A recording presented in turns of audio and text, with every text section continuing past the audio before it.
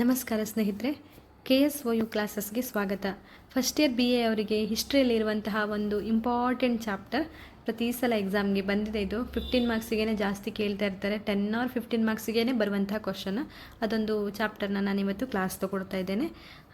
ಹಾಗೆಯೇ ಅದಕ್ಕೂ ಮೊದಲು ನನ್ನ ಚಾನಲ್ನ ನೀವು ಸಬ್ಸ್ಕ್ರೈಬ್ ಮಾಡಲಿಲ್ಲ ಅಂದರೆ ದಯವಿಟ್ಟು ಚಾನಲ್ನ ಸಬ್ಸ್ಕ್ರೈಬ್ ಮಾಡಿ ಸ್ನೇಹಿತರೆ. ಇನ್ನು ಟಾಪಿಕ್ಗೆ ಹೋಗೋದಾದರೆ, ಭಾರತದ ಸಮಾಜ ಮತ್ತು ಸಂಸ್ಕೃತಿಯ ಮೇಲೆ ಇಸ್ಲಾಂ ಧರ್ಮದ ಪ್ರಭಾವ. ತುಂಬ ಸಲ ಕೇಳಿದ್ದಾರೆ ಆಯಿತಾ. ಭಾರತದ ಸಮಾಜ ಮತ್ತು ಸಂಸ್ಕೃತಿಯ ಮೇಲೆ ಇಸ್ಲಾಂ ಧರ್ಮ ಹೇಗೆ ಪ್ರಭಾವ ಬೀರಿದೆ ಅನ್ನುವಂತಹ ಒಂದು ಕ್ವಶನ್ 10 ಆರ್ 15 ಮಾರ್ಕ್ಸ್ಗೆ ಕೇಳ್ತಾ ಇರ್ತಾರೆ. ಹಾಗಾಗಿ ಈ ಕ್ಲಾಸನ್ನು ನಾನು ಇವತ್ತು ಮಾಡ್ತಾ ಇದ್ದೇನೆ. ಮೊದಲಿಗೆ ನೀವು ಪೀಠಿಕೆಯನ್ನು ಬರೀಬೇಕಾಗ್ತದೆ. ಅಂದರೆ ಸ್ವಲ್ಪ ಅದು ಏನು ಟಾಪಿಕ್ ಇದೆ ಅದ್ರ ಬಗ್ಗೆ ಎಕ್ಸ್ಪ್ಲನೇಷನ್ ಮಾಡಬೇಕು. ಆಮೇಲೆ ಡೈರೆಕ್ಟ್ ಪಾಯಿಂಟಿಗೆ ಹೋಗಿ ಪಾಯಿಂಟನ್ನು ಎಕ್ಸ್ಪ್ಲೈನ್ ಮಾಡಬೇಕಾಗ್ತದೆ. ಸೊ ಈಗ ಪೀಠಿಕೆಯನ್ನು ನೋಡೋದಾದರೆ, ಪ್ರಾಚೀನ ಕಾಲದಲ್ಲಿ ಭಾರತದ ಮೇಲೆ ಆಕ್ರಮಣ ಮಾಡಿದ ಹಲವಾರು ವಿದೇಶಿ ಜನಾಂಗಗಳು ರಾಜಕೀಯವಾಗಿ ಯಶಸ್ಸು ಪಡೆದು ಅಂತಿಮವಾಗಿ ಭಾರತದ ಸಂಸ್ಕೃತಿಯಲ್ಲಿ ವಿಲೀನವಾಗುತ್ತವೆ. ಮಧ್ಯಯುಗೀನ ಭಾರತಕ್ಕೆ ಬಂದ ಮುಸ್ಲಿಮರು ತಮ್ಮದೇ ಆದ ಧರ್ಮ ಮತ್ತು ಸಂಸ್ಕೃತಿಯನ್ನು ಹೊಂದಿ ಭಾರತೀಯ ಸಂಸ್ಕೃತಿಗಿಂತ ಭಿನ್ನವಾದ ಸಂಸ್ಕೃತಿಯುಳ್ಳವರು ಎಂಬ ಮನೋಭಾವ ಬೆಳೆದು ಹಿಂದೂಗಳ ಮೇಲೆ ಜಯ ಸಾಧಿಸಿ ಆಳ್ವಿಕೆ ಮಾಡಲು ಆರಂಭಿಸುತ್ತಾರೆ. ಹಿಂದೂ ಮುಸ್ಲಿಮರ ವೈರತ್ವ ನಿರಂತರವಾಗಿ ಕೆಲವು ಕಾಲ ಮುಂದುವರಿಯಿತು. ಮುಸ್ಲಿಮರು ಮಿಲಿಟರಿ ಬಲದಿಂದ ವಿಜಯ ಸಾಧಿಸಿದ್ದರೆ ವಿನಃ ಬೌದ್ಧಿಕವಾಗಿ ವಿಜಯ ಸಾಧಿಸಲಿಲ್ಲ. ಏನು ಪ್ರಾಚೀನ ಕಾಲದಲ್ಲಿ ಭಾರತಕ್ಕೆ ಆಕ್ರಮಣ ಮಾಡಿರ್ತಾರಲ್ಲ, ಏನು ವಿದೇಶಿ ಫಾರಿನರ್ಸ್ ಅಂತ ಏನು ಬರ್ತಾ ಇದ್ದಾರಲ್ಪ, ಅವರು ರಾಜಕೀಯವಾಗಿ ಯಶಸ್ಸನ್ನು ಪಡೆದು ಭಾರತದ ಅಂದರೆ ರಾಜಕೀಯವಾಗಿ ಅವರೇನು ಆಡಳಿತದಲ್ಲೆಲ್ಲ ಅವರೇ ಮುಂದುಗಡೆ ಬಂದು ಯುದ್ಧಗಳ ಮುಖಾಂತರವೋ ಏನೋ ಮುಖಾಂತರ ಮುಂದೆ ಬಂದು ಅವರು ಕೊನೆಗೆ ಭಾರತದ ಸಂಸ್ಕೃತಿ ಏನಿದೆ ಅವರು ಕೂಡ ಅದರ ಜೊತೆಗೆ ಮಿಂಗಲ್ ಆಗಿ ಹೋಗ್ತಾರೆ. ಅಂದರೆ ಅವರು ಕೂಡ ನಮ್ಮ ಏನು ಭಾರತಕ್ಕೆ ಬಂದು ನಮ್ಮ ಭಾರತದಲ್ಲೇ ಅವರ ಸಂಸ್ಕೃತಿ ಏನಿದೆ ಅದನ್ನೆಲ್ಲ ಅವರು ಪಾಲಿಸಲಿಕ್ಕೆ ಹೋಗ್ತಾರೆ. ಮಧ್ಯಯುಗೀನ ಭಾರತಕ್ಕೆ ಬಂದ ಮುಸ್ಲಿಮರು ತಮ್ಮದೇ ಆದ ಧರ್ಮ ಮತ್ತು ಸಂಸ್ಕೃತಿಗಳನ್ನು ಹೊಂದಿ ಭಾರತೀಯ ಸಂಸ್ಕೃತಿಯಿಂದ ಭಿನ್ನವಾದ ಸಂಸ್ಕೃತಿ ಇದೆ ಎನ್ನುವಂಥ ಮನೋಭಾವ ಬೆಳೀತಾರೆ. ಅಂದರೆ ಅವರು ಬೇರೆ ಕಡೆ ಅವರದ್ದೇ ಆದ ಒಂದು ಧರ್ಮ ಮತ್ತು ಸಂಸ್ಕೃತಿ ಇರ್ತದೆ, ಮತ್ತು ಅವರು ನಮ್ಮ ಭಾರತದ ಸಂಸ್ಕೃತಿ ಏನಿದೆ ಅದಕ್ಕಿಂತ ನಾವು ಭಿನ್ನವಾಗಿದ್ದೇವೆ ಎನ್ನುವಂತ ಹೇಳಿಕೊಳ್ಳುವುದು ಅಥವಾ ಒಂಥರ ಅವರಿಗೊಂದು ಮನೋಭಾವನೆ ಬೆಳೆದು ಹಿಂದೂಗಳ ಮೇಲೆ ಯಾವಾಗಲೂ ಅವರು ಯುದ್ಧ ಸಾರುವುದು, ಆ ಥರ ಗಲಾಟೆಗಳು ನಡೆಯುವುದು ಅದನ್ನೆಲ್ಲ ಯಾವಾಗಲೂ ಮಾಡಲಿಕ್ಕೆ ಶುರು ಮಾಡ್ತಾರೆ. ಮತ್ತು ಜಯ ಸಾಧಿಸಿ ಆಳ್ವಿಕೆ ಕೂಡ ಅವರೇ ಮಾಡಲಿಕ್ಕೆ ಆರಂಭಿಸ್ತಾರೆ. ಹಿಂದೂ ಮುಸ್ಲಿಮರ ವೈರತ್ವ ಯಾವಾಗಲೂ ಇರ್ತಾ ಇತ್ತು. ಹಾಗೆಯೇ ಮುಸ್ಲಿಮರು ಮಿಲಿಟರಿ ಬಲದಿಂದ ವಿಜಯ ಸಾಧಿಸಿದ್ರು. ಅಂದರೆ ಅವರಿಗೆ ಏನು ಸೈನಿಕರೆಲ್ಲ ಏನಿದೆ ಅದ್ರ ತುಂಬ ಸ್ಟ್ರಾಂಗ್ ಆಗಿತ್ತು. ಅದರ ಬಲದಿಂದ ಅವರು ಗೆಲುವನ್ನು ಪಡೀತಾರೆ ಹೊರತು ಬೌದ್ಧಿಕವಾಗಿ ವಿಜಯ ಸಾಧಿಸಲಿಲ್ಲ. ಅಂದರೆ ಬೌದ್ಧಿಕವಾಗಿ ಅಂದರೆ ಏನು ಬುದ್ಧಿಮತ್ತೆಯಿಂದ ಅವರು ಯಾವುದರಲ್ಲೂ ವಿಜಯ ಸಾಧಿಸಲಿಲ್ಲ, ಬದಲಾಗಿ ಸೈನ್ಯದ ಬಲದಿಂದ ಅವರು ವಿಜಯ ಸಾಧಿಸ್ತಾರೆ ಅಂತ ಇಲ್ಲಿ ನೋಡ್ಬೋದು. ಕಾಲಕ್ರಮೇಣ ಹಿಂದೂ ಮುಸ್ಲಿಮರಲ್ಲಿದ್ದ ದ್ವೇಷ ಅಸೂಯೆಯನ್ನು ಬಿಟ್ಟು ಪರಸ್ಪರ ಸಹಕಾರ ಸಾಮರಸ್ಯ ಬೆಳೆದು ಎರಡು ಸಂಸ್ಕೃತಿಗಳ ಮಿಲನವಾಗಿ ಎರಡು ಧರ್ಮಗಳ ಮಧ್ಯೆ ಸೋದರ ಬಾಂಧವ್ಯಕ್ಕೆ ಅನುವಾಯಿತು. ಅಂದರೆ ಸ್ವಲ್ಪ ಟೈಮ್ ಹಾಗೆ ನಡೀತಾ ಆಮೇಲೆ ಹಿಂದೂ ಮತ್ತು ಮುಸ್ಲಿಮರಲ್ಲಿದ್ದ ದ್ವೇಷ ಕಡಿಮೆಯಾಗಿ ಸಹಕಾರ ಮನೋಭಾವ ಬೆಳೀತದೆ, ಸಾಮರಸ್ಯ ಬರ್ತದೆ. ಎರಡು ಕಡೆ ಎರಡು ಸಂಸ್ಕೃತಿಗಳೇನಿದ್ದಾವೆ ಹಿಂದೂ ಮತ್ತು ಮುಸ್ಲಿಂ ಸಂಸ್ಕೃತಿಗಳು ಮಿಲನವಾಗ್ತವೆ, ಒಟ್ಟಾಗ್ತವೆ, ಮತ್ತು ಎರಡು ಧರ್ಮಗಳ ಮಧ್ಯೆ ಸೋದರ ಬಾಂಧವ್ಯ ಆಗಲಿಕ್ಕೆ ಶುರುವಾಗ್ತದೆ. ಇದರ ಫಲವೇ ಮುಸ್ಲಿಂ ಸಮಾಜದಲ್ಲಿ ಸೂಫಿ ಪಂಥ, ಹಿಂದೂ ಸಮಾಜದಲ್ಲಿ ಭಕ್ತಿ ಪಂಥ ಉದಯಿಸಲು ಕಾರಣವಾಗ್ತದೆ. ಇದರ ಫಲವಾಗಿ ಮುಸ್ಲಿಮರಲ್ಲಿ ಸೂಫಿ ಪಂಥ ಅನ್ನೋದನ್ನು ಸ್ಟಾರ್ಟ್ ಆಗ್ತದೆ, ಹಿಂದೂವಲ್ಲಿ ಭಕ್ತಿ ಪಂಥ ಉದಯಿಸಲು ಸಾಧ್ಯವಾಗ್ತದೆ. ಇಸ್ಲಾಂ ಧರ್ಮದ ಪ್ರಭಾವ ಭಾರತೀಯ ಸಮಾಜ ಮತ್ತು ಸಂಸ್ಕೃತಿಯ ಮೇಲೆ ನಾನಾ ರಂಗಗಳ ಮೇಲೆ ಹೇಗೆ ಪ್ರಭಾವ ಬೀರಿದೆ ಅನ್ನೋದನ್ನು ನೋಡೋದಾದರೆ, ಹಿಂದೂ ಸಂಸ್ಕೃತಿಯ ಮೇಲೆ ಇಸ್ಲಾಂ ಪ್ರಭಾವ. ಫಸ್ಟ್ ಇದು ಪಾಯಿಂಟನ್ನು ನಾವು ಬರ್ಕೋಬೇಕು. ಹಿಂದೂ ಸಂಸ್ಕೃತಿಯ ಮೇಲೆ ಇಸ್ಲಾಂ ಪ್ರಭಾವ, ಆಮೇಲೆ ಅದರದ್ದು ಸಬ್ ಪಾಯಿಂಟ್ ಆಗಿ ಧಾರ್ಮಿಕ ಪ್ರಭಾವ, ಸಾಮಾಜಿಕ ಪ್ರಭಾವ ಮತ್ತು ಸಾಂಸ್ಕೃತಿಕ ಪ್ರಭಾವ ಅಂತ 3 ಪ್ರಭಾವಗಳು ಬರ್ತವೆ. ಫಸ್ಟ್ ನೀವು ಹೆಡ್ಲೈನ್ ಹಾಕಬೇಕು, ಹಿಂದೂ ಸಂಸ್ಕೃತಿಯ ಮೇಲೆ ಇಸ್ಲಾಂ ಹೇಗೆ ಪ್ರಭಾವ ಬೀರಿದೆ ಅಂದರೆ 3 ಪಾಯಿಂಟ್ ಆಗಿ, ಒಂದು ಧಾರ್ಮಿಕ, ಇನ್ನೊಂದು ಸಾಮಾಜಿಕ, ಮತ್ತೊಂದು ಸಾಂಸ್ಕೃತಿಕ ಅಂತ ಪಾಯಿಂಟ್ ಆಗಿ ಬರ್ಕೋಬೇಕಾಗ್ತದೆ. ಆಮೇಲೆ ಸ್ವಲ್ಪ ಹಿಂದೂ ಸಂಸ್ಕೃತಿಯ ಮೇಲೆ ಇಸ್ಲಾಂ ಪ್ರಭಾವವನ್ನು ಸ್ವಲ್ಪ ಎಕ್ಸ್ಪ್ಲೇನ್ ಮಾಡಬೇಕು. ವಿದೇಶಿಯರಾಗಿ ಭಾರತಕ್ಕೆ ಬಂದ ಗ್ರೀಕರು, ಶಕರು, ಹೂಣರು ಕೆಲವು ಕಾಲದ ನಂತರ ವಿಶಾಲವಾದ ಹಿಂದೂ ಧರ್ಮದಲ್ಲಿ ವಿಲೀನಗೊಳ್ತಾರೆ. ಇಸ್ಲಾಂ ಧರ್ಮೀಯರು ಹಿಂದೂ ಧರ್ಮದಲ್ಲಿ ಸೇರಿಕೊಳ್ಳದೆ ತಮ್ಮದೇ ಪ್ರತ್ಯೇಕತೆಯನ್ನು ಉಳಿಸಿಕೊಂಡು ಇಸ್ಲಾಂ ಧರ್ಮವು ವಿಶ್ವ ಭ್ರಾತೃತ್ವದಡಿಯಲ್ಲಿ ಜಾತಿ ಪದ್ಧತಿಯಿಂದ ದೂರವಿತ್ತು. ಇದರಿಂದ ಹಿಂದೂಗಳು ಇಸ್ಲಾಂ ಧರ್ಮಕ್ಕೆ ಮತಾಂತರಗೊಳ್ತಾರೆ. ಅಂದರೆ ತುಂಬ ಜನ ಹಿಂದೂಗಳು ಮತಾಂತರಗೊಳ್ತಾರೆ. ಯಾಕಂದರೆ ಅವರು ಜಾತಿ ಪದ್ಧತಿ ಇರಲಿಲ್ಲ ಮುಸ್ಲಿಮರಲ್ಲಿ. ಹಿಂದೂಗಳಲ್ಲಿ ತುಂಬ ಜಾತಿ ಪದ್ಧತಿ, ಅಸ್ಪೃಶ್ಯತೆ ಅನ್ನೋದೆಲ್ಲ ಮಾಡ್ತಾ ಇದ್ರಲ್ವ. ಇದೆಲ್ಲ ಕಾರಣದಿಂದಾಗಿ ಏನು ಹೀನರು ಅಂತ ಹೇಳಿಸ್ಕೊಂಡಿದ್ದ ಅನೇಕ ಜಾತಿಗಳೆಲ್ಲರೂ ಮುಸ್ಲಿಂ ಧರ್ಮಕ್ಕೆ ಮತಾಂತರವಾಗ್ತಾರೆ. ಕಾರಣ ಅಲ್ಲಿ ಜಾತಿ ಪದ್ಧತಿ ಇರಲಿಲ್ಲ. ಹಾಗಾಗಿ ಅನೇಕ ಹಿಂದೂಗಳು ಮುಸ್ಲಿಮರ ಮತಾಂತರ ಹೊಂದಿ ಅಲ್ಲಿ ಅವರ ಧರ್ಮದಲ್ಲೇ ವಿಲೀನಗೊಳ್ತಾರೆ. ಇದು ಹಿಂದೂ ಸಂಸ್ಕೃತಿ ಮೇಲೆ ಇಸ್ಲಾಂ ಧರ್ಮದ ಪ್ರಭಾವ ಆಗಿರ್ತದೆ. ಇದಷ್ಟು ಪೀಠಿಕೆಯಾಗಿದ್ದಷ್ಟು ಬರಿಬೇಕು. ಆಮೇಲೆ ಪಾಯಿಂಟ್ ವೈಸ್ ಏನು ಹೇಳಿದ್ದೀನಿ, ಧಾರ್ಮಿಕ ಪ್ರಭಾವ ಮತ್ತು ಸಾಮಾಜಿಕ ಪ್ರಭಾವ ಮತ್ತು ಸಾಂಸ್ಕೃತಿಕ ಪ್ರಭಾವ, ಇದಿಷ್ಟನ್ನು ನಾವು ವಿವರಿಸ್ತಾ ಹೋಗಬೇಕು. ಈಗ ಹಿಂದೂ ಸಂಸ್ಕೃತಿಯ ಮೇಲೆ ಇಸ್ಲಾಂ ಪ್ರಭಾವ, ಧಾರ್ಮಿಕ ಪ್ರಭಾವ ಹೇಗೆ ಬೀರಿದೆ ಅಂತ ನೋಡೋದಾದರೆ, ಧಾರ್ಮಿಕ ಪ್ರಭಾವ ಅಂತ ಒಂದು ಹೆಡ್ಲೈನ್ ಹಾಕಿಬಿಟ್ಟು ಆಮೇಲೆ ಎಕ್ಸ್ಪ್ಲೇನ್ ಮಾಡ್ತಾ ಹೋಗಬೇಕು. ಹಿಂದೂಗಳು ಇಸ್ಲಾಮಿನ ಸಮಾನತೆಯ ತತ್ವ ಮತ್ತು ವಾದದಿಂದ ತುಂಬ ಪ್ರಭಾವಿತರಾಗ್ತಾರೆ. ಹಿಂದೂ ಸಮಾಜದಲ್ಲಿದ್ದ ಅನಿಷ್ಟ ಪಿಡುಗುಗಳಿಂದ ಇಸ್ಲಾಂ ಧರ್ಮಕ್ಕೆ ಮತಾಂತರ ಹೊಂದಲು ಆರಂಭಿಸ್ತಾರೆ. ಹಿಂದೂ ಸಮಾಜದಲ್ಲಿ ಏನಿದೆ ಅನಿಷ್ಟ ಪಿಡುಗುಗಳೆಲ್ಲ ಇದ್ದಾವೆ, ಜಾತಿ ಪದ್ಧತಿ, ಅಸ್ಪೃಶ್ಯತೆ, ವಿಧವಾ ವಿವಾಹ, ತುಂಬ ಏನೇನು ಪಿಡುಗುಗಳೆಲ್ಲ ಸಾಮಾಜಿಕ ಪಿಡುಗುಗಳೆಲ್ಲ ಇದ್ದಾವಲ್ಲ, ಅದೆಲ್ಲ ಬೇಸತ್ತ ಅನೇಕರು ಇಸ್ಲಾಂ ಧರ್ಮಕ್ಕೆ ಮತಾಂತರ ಹೊಂದುತ್ತಾರೆ. ಇದರಿಂದ ಪುರೋಹಿತ ವರ್ಗದವರಿಗೆ ಬಲವಾದ ಪೆಟ್ಟು ಬಿದ್ದಿತ್ತು. ಇಸ್ಲಾಂ ಧರ್ಮದಲ್ಲಿದ್ದ ಹಲವಾರು ಉತ್ತಮ ವಂಶಗಳನ್ನು ಎರವಲಾಗಿ ಪಡೆದು ಜಡವಾಗಿದ್ದ ಹಿಂದೂ ಸಂಸ್ಕೃತಿಗೆ ಚಾಲನೆ ನೀಡಲು ಆಲೋಚಿಸುತ್ತಾರೆ. ಇದರ ಫಲವಾಗಿ ಭಕ್ತಿ ಪಂಥ ಉದಯವಾಯಿತು. ಭಕ್ತಿ ಪಂಥವು ಜಾತಿ ಭೇದ ಖಂಡನೆ, ಏಕೇಶ್ವರ ತತ್ವ ಮತ್ತು ಮಾನವ ಸೋದರತೆಯನ್ನು ಬೋಧಿಸಿತು. ಈ ಅಂಶಗಳು ಮೂಲಭೂತವಾಗಿ ಇಸ್ಲಾಂ ಧರ್ಮದ ಕಲ್ಪನೆಗಳಾಗಿತ್ತು. ಮುಸ್ಲಿಮರು ಅಹಿಂಸಾ ಕಟು ವಿರೋಧಿಗಳಾಗಿದ್ದರು. ಅಹಿಂಸಾ ತತ್ವವನ್ನು ಒಳಗೊಂಡ ಬುದ್ಧ ಧರ್ಮಕ್ಕೆ ಬಲವಾದ ಪೆಟ್ಟು ಉಂಟಾಯಿತು. ಹಿಂದೂ ಧರ್ಮದ ಹಾಗೆ ಬೌದ್ಧ ಧರ್ಮವೂ ಸಹ ಅವನತಿಯತ್ತ ಸಾಗಲಿಕ್ಕೆ ಆರಂಭ ಆಗ್ತದೆ.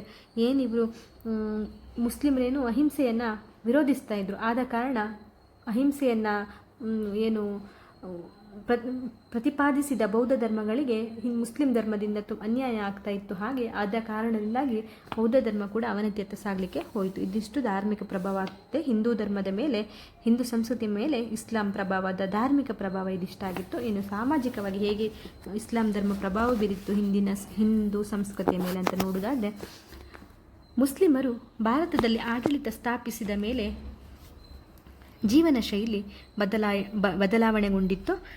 ಮುಸ್ಲಿಮರು ಭಾರತಕ್ಕೆ ಬರುವ ಮೊದಲು ಹಿಂದೂಗಳಲ್ಲಿ ಪರ್ದಾ ಪದ್ಧತಿ ಇರಲಿಲ್ಲ. ಪರಿಸ್ಥಿತಿಗನುಗುಣವಾಗಿ ಹಿಂದೂಗಳಲ್ಲಿಯೂ ಸಹ ಈ ಪರ್ದಾ ಪದ್ಧತಿ ಆರಂಭಕ್ಕೆ ಬರ್ತದೆ. ಅಂದರೆ ಮುಸ್ಲಿಮರು ಆಡಳಿತ ಬಂದ ಮೇಲೆ ಹಿಂದೂಗಳ ಜೀವನ ಶೈಲಿ ಬದಲಾಯಿತು. ಮುಸ್ಲಿಮರೆಲ್ಲ ಪರ್ದಾ ಹಾಕ್ತಿದ್ರು, ಅಂದರೆ ಬುರ್ಕ ಏನಿದೆ ಹಾಕ್ತಾಯಿದ್ರು, ಅದು ನಮ್ಮ ಹಿಂದೂಗಳಲ್ಲಿ ಇರಲಿಲ್ಲ. ಆದರೆ ಪರಿಸ್ಥಿತಿಗೆ ಅನುಗುಣವಾಗಿ ಹಿಂದೂಗಳಲ್ಲಿ ಕೂಡ ಪರದೆ ಹಾಕುವಂಥ ಆಚರಣೆಗೆ ಬರ್ತದೆ. ಕಾರಣ ಪರಕೀಯರ ಕಣ್ಣಿಗೆ ಹಿಂದೂ ಸ್ತ್ರೀಯರು ಬೀಳದಂತೆ ನೋಡಿಕೊಳ್ಳುವುದು ಕೂಡ ಉದ್ದೇಶವಾಗಿರ್ತದೆ. ಇನ್ನು ಬೇರೆ ಯಾರು ಹೆಣ್ಣು ಮಕ್ಕಳನ್ನು ನೋಡಬಾರ್ದು ಎನ್ನುವ ಉದ್ದೇಶದಿಂದ ಕೂಡ ಪರದಾ ಪದ್ಧತಿಯನ್ನು ಹಾಕ್ಕೊಳ್ಳಾಗ್ತಿತ್ತು. ಮುಸ್ಲಿಮರು ಹಿಂದೂ ಸ್ತ್ರೀಯರನ್ನು ಬಲವಂತ ವಿವಾಹ ಇಲ್ಲ ಅಪಹರಣ ಮಾಡಿ ಮದುವೆ ಆಗ್ತಿದ್ರಂತೆ ಮುಸ್ಲಿಮರು. ಇದರಿಂದ ಹಿಂದೂಗಳು ಬಾಲ್ಯದಲ್ಲಿಯೇ ಹೆಣ್ಣು ಮಕ್ಕಳನ್ನು ಮದುವೆ ಮಾಡ್ತಾರೆ. ಅಂದರೆ ಇವರು ಹೆಣ್ಣು ಮಕ್ಕಳನ್ನೆಲ್ಲ ಬಲವಂತ ಮಾಡಿ ಮದುವೆ ಮಾಡೋದು, ಹಿಂದೂ ಹೆಣ್ಮಕ್ಳನ್ನು ಮದುವೆ ಮಾಡೋದನ್ನು ಅಥವಾ ಅಪಹರಣ ಮಾಡಿ ಮದುವೆ ಆಗೋದೆಲ್ಲ ಮಾಡ್ತಾಯಿದ್ರು ಮುಸ್ಲಿಮರು. ಹಾಗಾಗಿ ಏನು ತಂದೆ ತಾಯಿಗಳಿದ್ದಾರೆ ಮಕ್ಕಳನ್ನು ಹೆಣ್ಮಕ್ಳನ್ನು ಬೇಗ ಮದುವೆ ಮಾಡ್ತಾಯಿದ್ರಂತೆ ಬಾಲ್ಯದಲ್ಲಿಯೇ. ಇದೊಂದು ದೊಡ್ಡ ಸಾಮಾಜಿಕ ಪ್ರಭಾವವಾಗಿತ್ತು. ಹಾಗೆಯೇ ಹಿಂದೂ ಹೆಣ್ಣು ಮಕ್ಕಳನ್ನು ಮುಸ್ಲಿಮರ ಕಾಮುಕ ದೃಷ್ಟಿಯಿಂದ ರಕ್ಷಿಸುವ ಸಲುವಾಗಿ ಹೆಣ್ಣು ಮಗು ಜನಿಸುತ್ತಿದ್ದಂತೆ ಕೊಲ್ಲುವಂತಹ ಅಮಾನವೀಯ ಕೃತ್ಯಗಳು ನಡೀತಾ ಇತ್ತಂತೆ. ಹಿಂದೂ ಹೆಣ್ಮಕ್ಳು ಹೇಗಿದ್ರು ಕಾಮುಕರು, ಮುಸ್ಲಿಮರು ಕಾಮುಕರೆಲ್ಲರೂ ಏನಾದರೂ ಅತ್ಯಾಚಾರ ಎಲ್ಲ ಮಾಡ್ತಾರೆ ಅನ್ನುವಂಥ ಕಾರಣಕ್ಕೆ ಹುಟ್ಟಿದ ಮಗುವನ್ನು ಹೆಣ್ಣು ಮಕ್ಕಳನ್ನೆಲ್ಲ ಕೊಲ್ತಾ ಇದ್ರಂತೆ. ಇಸ್ಲಾಂ ಪ್ರಭಾವದಿಂದ ಸ್ತ್ರೀಯರು ಸಭೆ ಕಾರ್ಯಗಳಲ್ಲಿ ಕೂಡ ಭಾಗವಹಿಸಿದಂತೆ ನಿರ್ಧರಿಸ್ತಾರಂತೆ. ಅಂದರೆ ಹೆಣ್ಮಕ್ಕಳು ಸಭೆ ಸಮಾರಂಭಗಳಲ್ಲಿ ಭಾಗವಹಿಸ್ತಾ ಇರಲಿಲ್ಲಂತೆ ಇದೇ ಕಾರಣಕ್ಕೆ. ಮುಸ್ಲಿಂ ಆಕ್ರಮಣಗಳ ಸಮಯದಲ್ಲಿ ಸಾವಿರಾರು ಸ್ತ್ರೀಯರು ತಮ್ಮ ಪಾವಿತ್ರತೆಯನ್ನು ಉಳಿಸಿಕೊಳ್ಳಲು ಜೋಹಾರ್ ಪದ್ಧತಿಯನ್ನು ಅನುಸರಿಸುತ್ತಾರೆ. ಜೊತೆಗೆ ಸತಿ ಪದ್ಧತಿ ಆರಂಭವಾಯಿತು. ಎರಡು ಜನಾಂಗಗಳ ನಡುವೆ ಅಂತರ್ಜಾತಿ ವಿವಾಹಗಳು ಸೌಹಾರ್ದತೆಯನ್ನು ಹೆಚ್ಚಿಸಿದ್ದವು.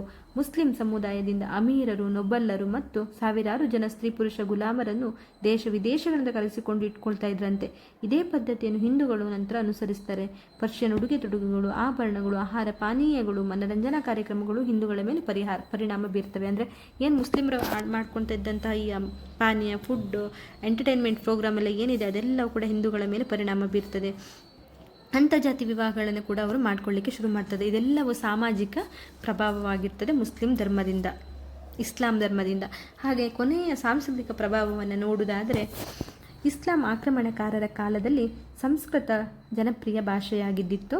ಮುಸ್ಲಿಮರಿಗೆ ಪರ್ಷಿಯನ್ ಮಿಲನದ ಫಲವಾಗಿ ಉರ್ದು ಭಾಷೆ ಹುಟ್ಟಿಕೊಂಡಿತ್ತು. ಅಂದರೆ ಇಸ್ಲಾಂ ಆಕ್ರಮಣಕಾರರ ಕಾಲದಲ್ಲಿ ಸಂಸ್ಕೃತ ಜನಪ್ರಿಯ ಭಾಷೆಯಾಗಿತ್ತು. ಮುಸ್ಲಿಮರಿಗೆ ಪರ್ಷಿಯನ್ ಮಿಲನದ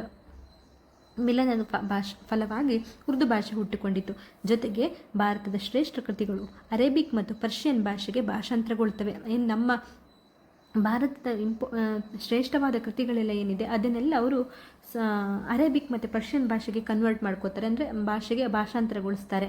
ವೈದ್ಯಕೀಯ ಮತ್ತು ವಿಜ್ಞಾನ ಕ್ಷೇತ್ರದಲ್ಲಿ ಕ್ರಮವಾಗಿ ಯುನಾನಿ ವೈದ್ಯಕೀಯದ ಬಗ್ಗೆ ಹಿಂದೂ ಆಯುರ್ವೈದ್ಯರು ಆಸಕ್ತಿ ವಹಿಸ್ತಾರೆ. ಹಿಂದೂ ಖಗೋಳಶಾಸ್ತ್ರಜ್ಞರು ಮುಸ್ಲಿಂ ಪಂಚಾಂಗ, ಅಕ್ಷಾಂಶ ರೇಖಾಂಶ, ತಾಜಕ್ ಎಂಬ ಜಾತಕ ಕ್ರಮ ಮುಂತಾದವುಗಳನ್ನು ಆಸಕ್ತಿಯಿಂದ ಅಧ್ಯಯನ ಮಾಡ್ತಾರೆ. ಅಂದರೆ ಹಿಂದೂಗಳಲ್ಲಿರುವಂಥ ಕೆಲವೊಂದು ಪಂಚಾಂಗಗಳನ್ನು ಅದನ್ನೆಲ್ಲ ಕೂಡ ಮುಸ್ಲಿಮರು ಕೂಡ ಅಧ್ಯಯನ ಮಾಡಲಿಕ್ಕೆ ಶುರು ಮಾಡ್ತಾರೆ. ಅಂದರೆ ಅವರು ನಮ್ಮ ಧರ್ಮಗಳನ್ನು ಕೆಲವೊಂದನ್ನು ಅಳವಡಿಸಿಕೊಳ್ಳುತ್ತಾರೆ ಮತ್ತು ನಮ್ಮ ಧರ್ಮಗಳನ್ನು ನಾವು ಅಳವಡಿಸಿಕೊಳ್ಳದಂತೆ ಮಾಡ್ತಾರೆ. ಸಂಸ್ಕೃತಿಯ ಮೇಲೆ ತುಂಬ ಪ್ರಭಾವ ಬೀರ್ತಾರೆ. ಅದರಿಂದಾಗಿ ನಮ್ಮ ಅನೇಕ ಸಂಸ್ಕೃತಿಗಳು ಅವನತಿ ಅಂಚಿಗೆ ಹೋಗಲಿಕ್ಕೆ ಕೂಡ ಅವರು ಕಾರಣರಾಗ್ತಾರೆ. ಹಿಂದೂ ಮುಸ್ಲಿಮರು ಮಿಲನದಿಂದ ಕಲಾಕ್ಷೇತ್ರದಲ್ಲಿ ಮಹತ್ತರವಾದ ಬದಲಾವಣೆ ಆಗ್ತದೆ. ಇಂಡೋ ಇಸ್ಲಾಮಿಕ್ ಕಥಾಶೈಲಿ ಬೆಳವಣಿಗೆ ಆಗ್ತದೆ ಮತ್ತು ಕುಶಲ ಕಲೆಯಲ್ಲಿ ಬದಲಾವಣೆ ಆಗ್ತದೆ. ಪರ್ಷಿಯನ್ ಮತ್ತು ಭಾರತೀಯ ಸಂಗೀತಗಳು ಬೆರೆತು ಹಿಂದೂಸ್ತಾನಿ ಕವಾಲಿ ಸಂಗೀತಗಳು ಬೆಳವಣಿಗೆ ಆಗ್ತವೆ. ವೀಣೆ, ತಬಲ, ಸಿತಾರ, ಮೃದಂಗಗಳಂತಹ ಇತರ ಸಂಗೀತ ಸಾಧನಗಳು ಬೆಳಕಿಗೆ ಬರ್ತವೆ. ಪರ್ಷಿಯನ್ ಮತ್ತು ರಜಪೂತ ವರ್ಣಚಿತ್ರಗಳು ಮಿಲನವಾಗಿ ವರ್ಣಕಲೆಯಲ್ಲಿ ಹೊಸ ಬೆಳಕು ಉಂಟಾಗ್ತದೆ. ಒಟ್ಟಿನಲ್ಲಿ ಹಿಂದೂ ಮುಸ್ಲಿಂ ಸಂಸ್ಕೃತಿಯ ಮಿಲನದಿಂದ ಎರಡು ಧರ್ಮಗಳ ಜನರಿಗೆ ಪರಸ್ಪರ ಸಂಸ್ಕೃತಿ, ಧರ್ಮ, ಭಾಷೆ ಅರಿಯಲು ಸಾಧ್ಯವಾಗ್ತದೆ. ಇದಿಷ್ಟು ಹಿಂದೂ ಸಂಸ್ಕೃತಿಯ ಮೇಲೆ ಇಸ್ಲಾಂ ಧರ್ಮದ ಪ್ರಭಾವವಾಗಿರ್ತದೆ. ಸ್ನೇಹಿತರೆ, ಫಸ್ಟಿಗೆ ನೀವು ಸ್ವಲ್ಪ ಹಿಂದೂ ಸಂಸ್ಕೃತಿಯ ಮೇಲೆ ಹೇಗೆ ಪ್ರಭಾವ ಬೀರ್ತು ಸ್ವಲ್ಪ ಫಸ್ಟಿಗೆ ಪಾಯಿಂಟ್ಸ್ ಎಲ್ಲ ಬರಿಬೇಕಾಗ್ತದೆ. ಆಮೇಲೆ ಹಿಂದೂ ಸಂಸ್ಕೃತಿಯ ಪೀಠಿಕೆಯನ್ನು ಫಸ್ಟಿಗೆ ಬರಿಬೇಕಾಗ್ತದೆ. ಪೀಠಿಕೆ ಬರೆದ ನಂತರ ಹಿಂದೂ ಸಂಸ್ಕೃತಿಯ ಮೇಲೆ ಇಸ್ಲಾಂ ಪ್ರಭಾವ ಏನೆಲ್ಲ ಆಯಿತು ಅಂತ ಹೇಳಿ ಪಾಯಿಂಟ್ ವೈಸ್ ಆಗಿ ನೀವು ಬರಿಬೇಕು. ಇಲ್ಲಿರುವಂಥ ಮೇನ್ 3 ಪಾಯಿಂಟ್ ಅಂದರೆ ಧಾರ್ಮಿಕ ಪ್ರಭಾವ, ಸಾಮಾಜಿಕ ಪ್ರಭಾವ ಮತ್ತು ಸಾಂಸ್ಕೃತಿಕ ಪ್ರಭಾವ. ಈ 3 ಪಾಯಿಂಟನ್ನು ಫಸ್ಟ್ ಬರ್ಕೊಂಡು ನಂತರ ಧಾರ್ಮಿಕ ಅಂದರೆ ಗೊತ್ತು, ಧರ್ಮಗಳಿಗೆ ಸಂಬಂಧಿಸಿ. ಸಾಮಾಜಿಕ ಅಂದರೆ ನಮ್ಮ ಜಾತಿ ಪದ್ಧತಿ ಏನೆಲ್ಲ ಅದೆಲ್ಲ ಇದೆ, ಸ್ಪರ್ಧಾ ಪದ್ಧತಿ ಎಲ್ಲ ಸ್ಟಾರ್ಟ್ ಆಗಿರೋದು, ಅತ್ಯಾಚಾರ ಮಾಡ್ತಾ ಇದ್ರು, ಸಾಮಾಜಿಕವಾಗಿ ಏನೇನು ಅನ್ಯಾಯಗಳಾಗಿತ್ತು ಅದನ್ನೆಲ್ಲ ಒಂದು ಬರಿಬೇಕು, ಪ್ರಭಾವ ಬೀರಿತು ಅದನ್ನೆಲ್ಲ ಬರಿಬೇಕು. ಕೊನೆಗೆ ಸಾಂಸ್ಕೃತಿಕ ಅಂದರೆ ಕಲೆ ಸಾಹಿತ್ಯಕ್ಕೆ ಸಂಬಂಧಪಟ್ಟ ಹಾಗೆ ಏನೆಲ್ಲ ಪ್ರಭಾವ ಬೀರಿ ಅದನ್ನೆಲ್ಲ ಬರಿಬೇಕು.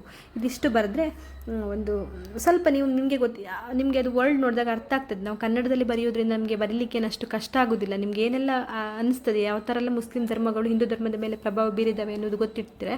ಅದನ್ನು ನೀವು ಇದೆಲ್ಲ ಪಾಯಿಂಟ್ಸಿಗೆ ಸೇರಿಸ್ಕೊಂಡು ಸ್ವಲ್ಪ ಚೆನ್ನಾಗಿ ಬರಿಬೇಕಾಗ್ತದೆ. ಹ್ಯಾಂಡ್ ರೈಟಿಂಗು ಚೆನ್ನಾಗಿರಬೇಕು, ಪಾಯಿಂಟ್ ವೈಸ್ ಆಗಿ ಬರಿಬೇಕು ಮತ್ತು ಸ್ವಲ್ಪ ಗ್ಯಾಪ್ ಬಿಟ್ಟು ಬರಿಬೇಕು. ಅದೆಲ್ಲ ಕೂಡ ಇನ್ವ್ಯಾಜಿಲೇಟರ್ನ ಏನು ಅಟ್ರ್ಯಾಕ್ಟ್ ಮಾಡುತ್ತೆ ಚೆನ್ನಾಗಿ ಬರಿಬೇಕು ಮತ್ತು ಆನ್ ಪಾಯಿಂಟ್ ಇರಬೇಕು. ಯಾವುದೋ ಟಾಪಿಕ್ಕಿಗೆ ಸಂಬಂಧಿಸದೇ ಇರೋದನ್ನೆಲ್ಲ ಬರಿತಾ ಹೋಗಬಾರ್ದು. ಇಷ್ಟು ನೀವು ಬರೆದ್ರೆ ಖಂಡಿತ ನಿಮಗೆ ಒಳ್ಳೆಯ ಮಾರ್ಕ್ಸ್ ತೆಗಿಲಿಕ್ಕೆ ಸಾಧ್ಯ ಆಗ್ತದೆ. ಧನ್ಯವಾದಗಳು ಸ್ನೇಹಿತರೆ.